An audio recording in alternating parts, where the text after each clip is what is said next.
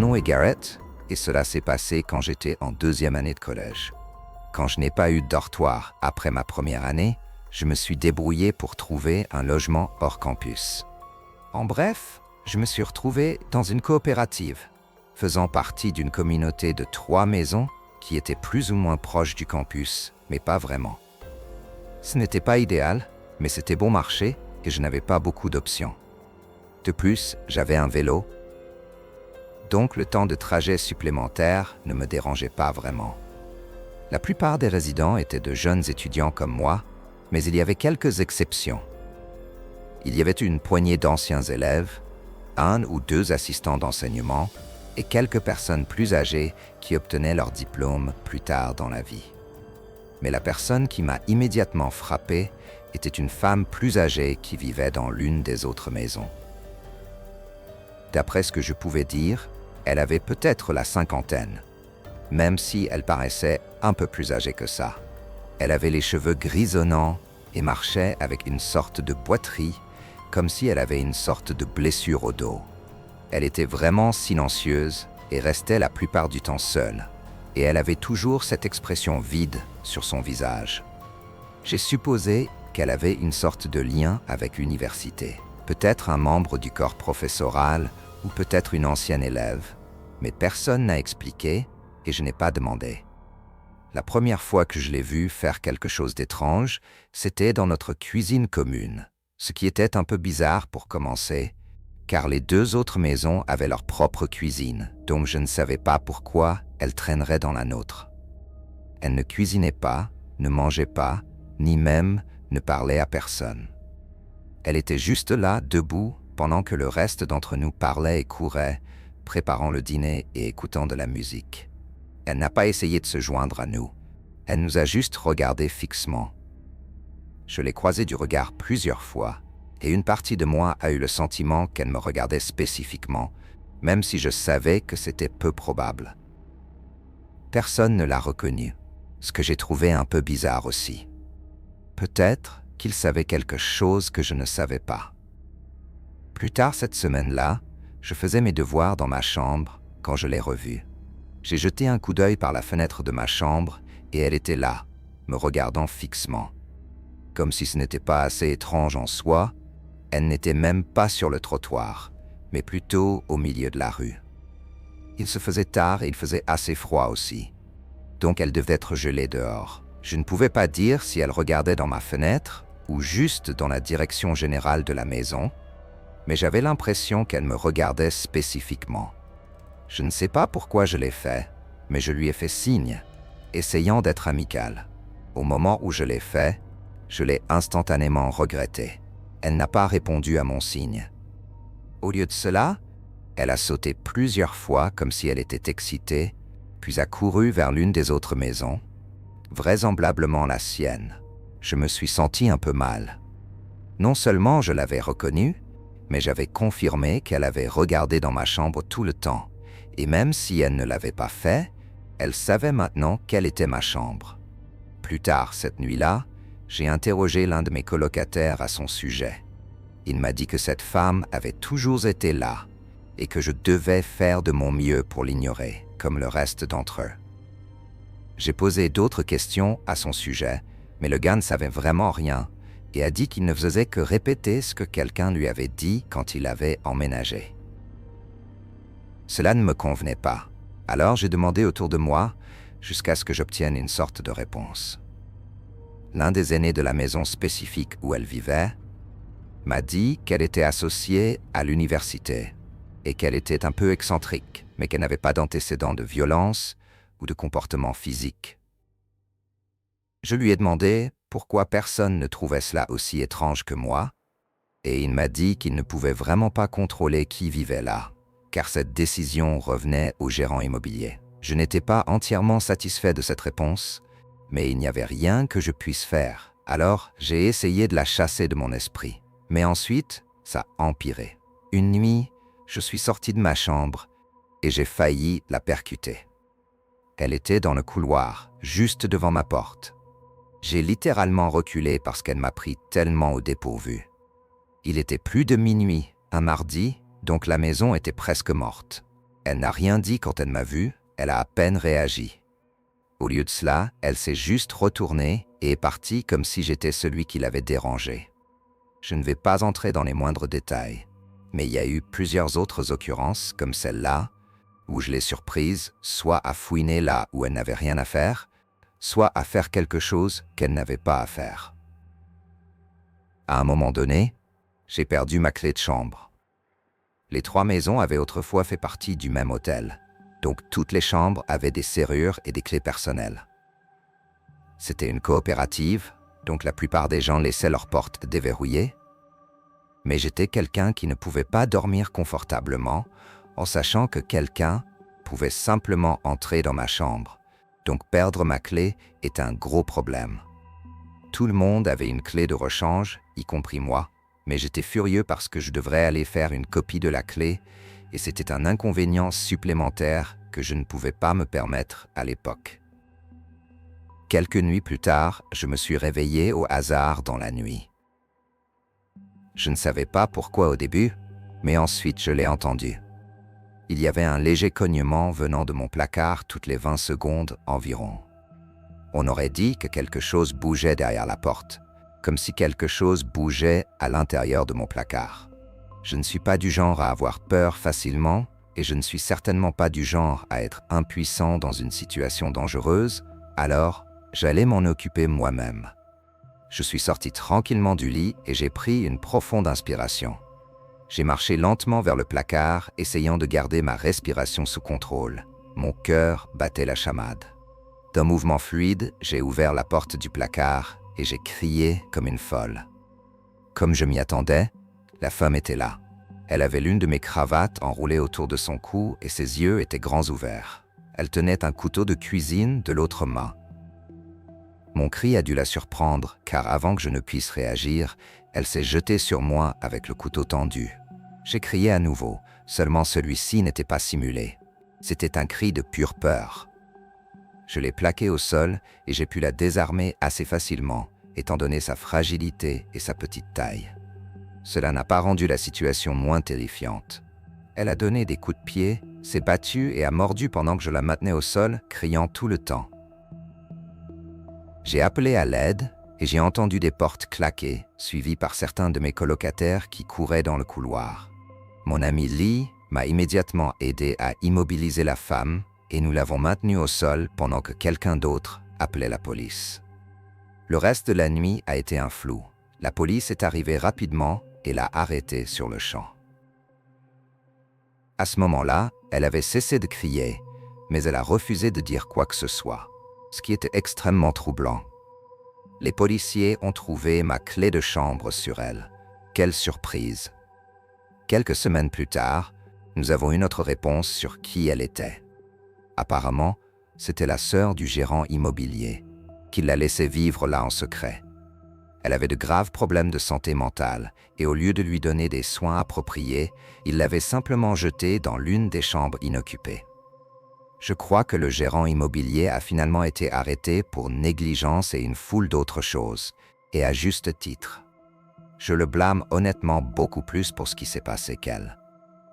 Si quoi que ce soit, je me sens mal pour elle, mais ma pitié n'effacera pas le fait qu'elle a essayé de me tuer. J'aurais pu perdre la vie cette nuit-là. Je n'ai aucune idée pourquoi elle semblait si intéressée par moi spécifiquement, mais je ne peux qu'espérer que rien de tel ne m'arrivera plus jamais. Je vais bientôt obtenir mon diplôme et le collège va vraiment me manquer, mais je ne pense pas que je pourrai jamais repenser à mon temps ici sans penser à cette nuit.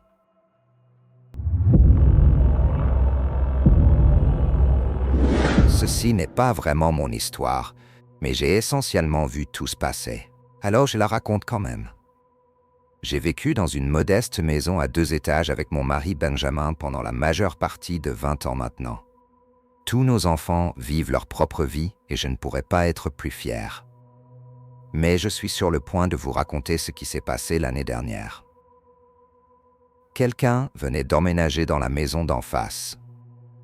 Ce qui était vraiment bien, parce que j'en avais marre de regarder une maison vide tout le temps. Je suis à la retraite, alors je passe beaucoup de temps sur mon porche, à tricoter, lire, profiter du temps avec mon mari, tout ce que vous voulez. J'écoute aussi beaucoup de podcasts de true crime là-bas, et parfois je mets juste de la musique. La personne qui a emménagé dans la maison d'en face était un jeune homme, peut-être la vingtaine. Il conduisait une BMW d'apparence chère et s'habillait toujours de vêtements flashy, alors j'ai pensé qu'il était soit aisé, soit qu'il faisait sérieusement semblant. J'espère que je ne donne pas la mauvaise impression de lui. Il était en fait vraiment gentil. Il s'est présenté à nous après quelques jours. Son nom était Quinn et il avait quelques années après l'université, comme je l'avais deviné. C'était un gars vraiment brillant et il s'entendait très bien avec Benjamin. Il riait et parlait de sport, et Benjamin a même raconté quelques-unes de ses propres histoires de collège que je n'avais pas entendues depuis longtemps.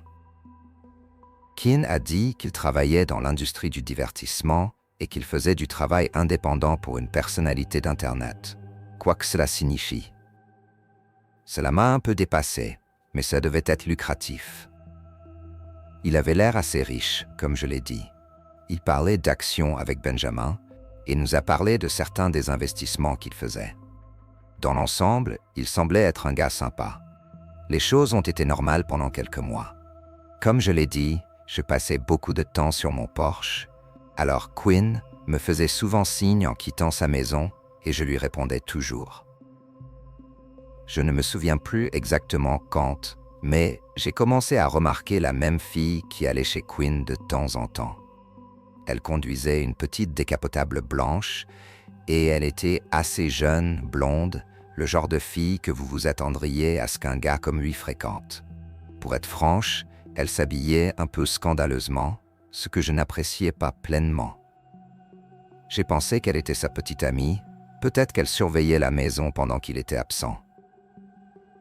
Elle avait sa propre clé de maison, donc cela avait du sens. C'est devenu une chose régulière, 1 ou 2 fois par semaine, je voyais cette voiture arriver pendant que Quinn était parti.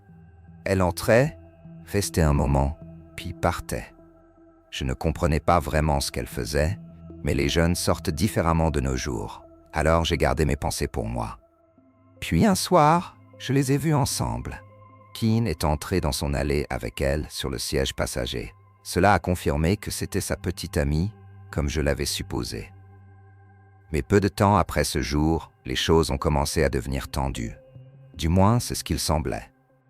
Un après-midi, j'étais en train de m'occuper de mon petit jardin quand j'ai entendu des cris de l'autre côté de la rue.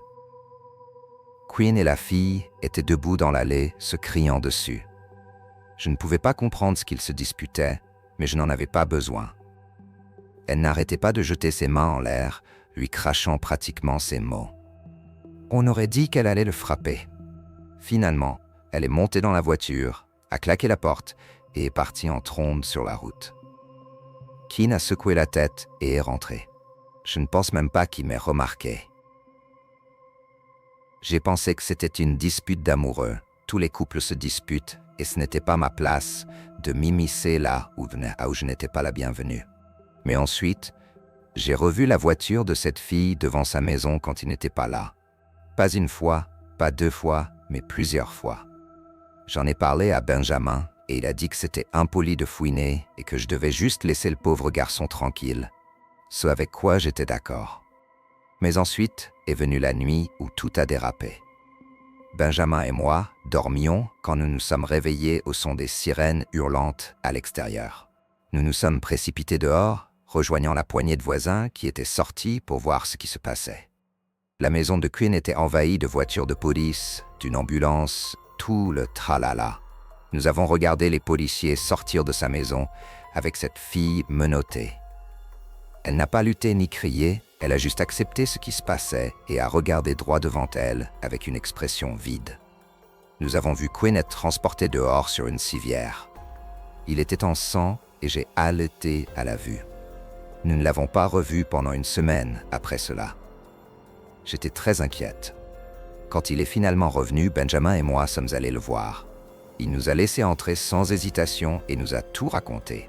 Apparemment, cette fille, son nom était Ellie, avait tout avoué, facilitant les choses pour la police. Pour commencer, elle n'était pas censée avoir sa clé de maison. Elle avait volé sa clé de rechange et en avait fait une copie sans qu'il le sache. Selon lui, elle a commencé à lui demander des choses, des dîners chics, des bijoux, des voyages coûteux. Quand il a hésité, elle est devenue possessive et en colère, ce qui a fait que les choses ont commencé à se dégrader dans leur relation. Chaque fois qu'elle s'était présentée sans prévenir chez lui, il n'avait pas été conscient qu'elle avait accès à sa localisation via son téléphone, ce que je ne savais même pas que c'était possible. Elle avait fouillé toutes ses affaires. Mais le pire de tout, c'est qu'elle avait planté des caméras cachées dans sa chambre.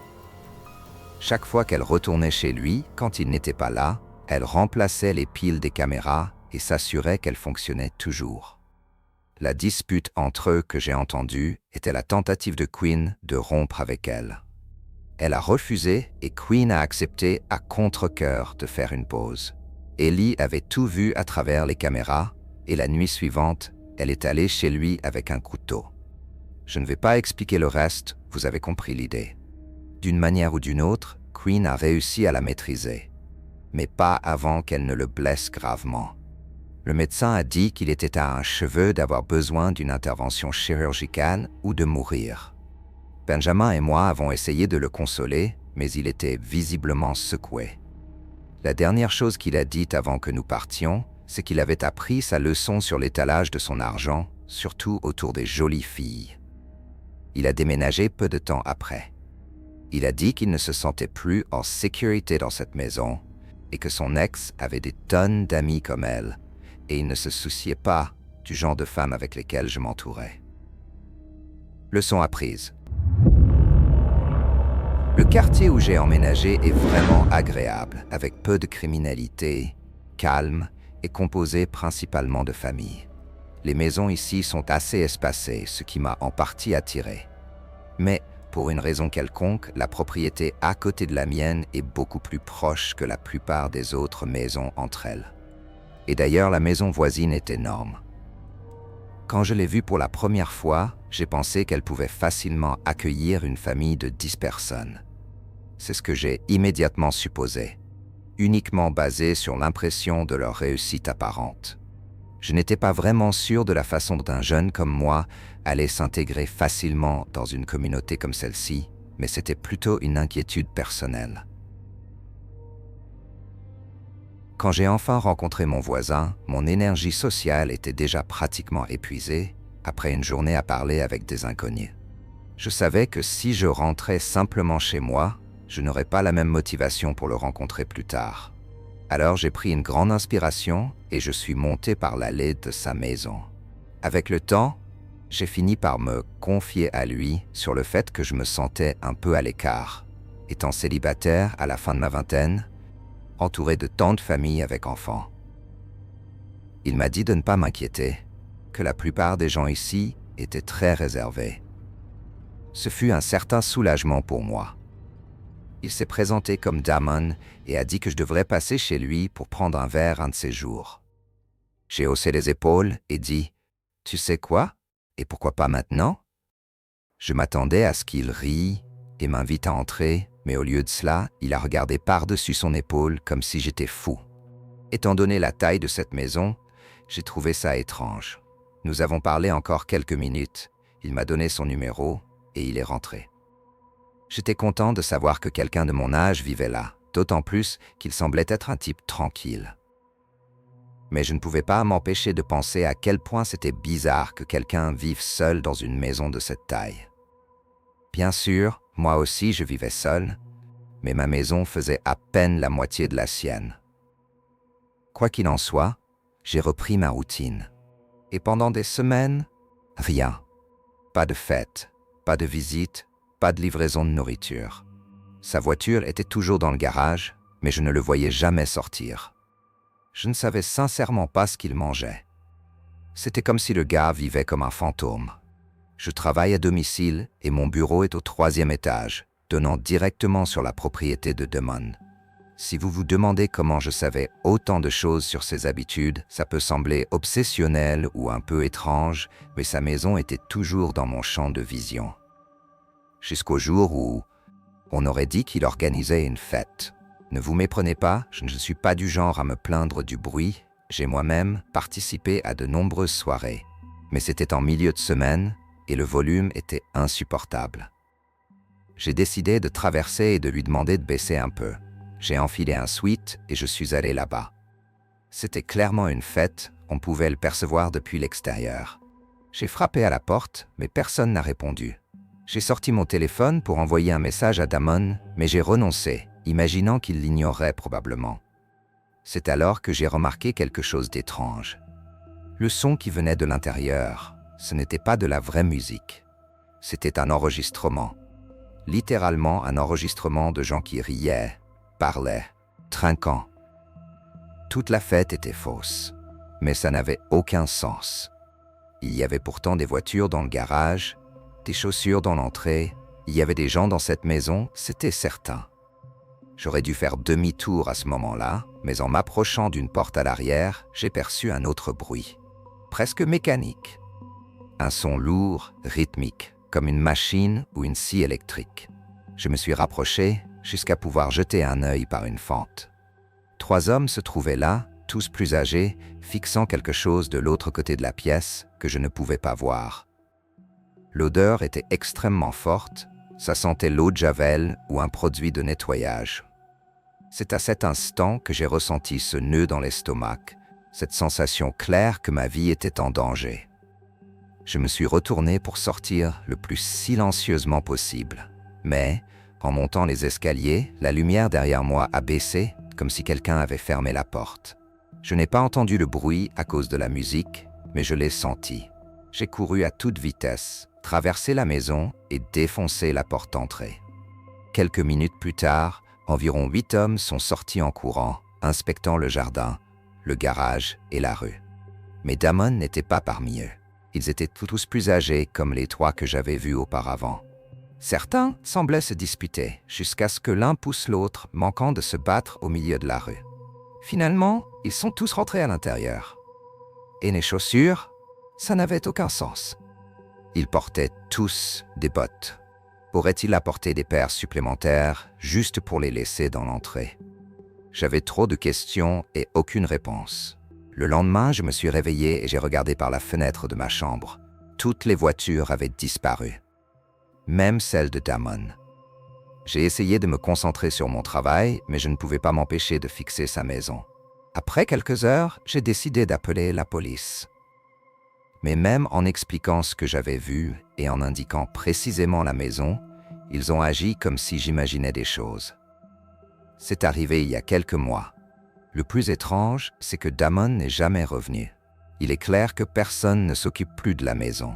La pelouse pousse sans arrêt et une pile de colis s'entasse devant la porte, intouchée. Je ne sais pas quoi penser.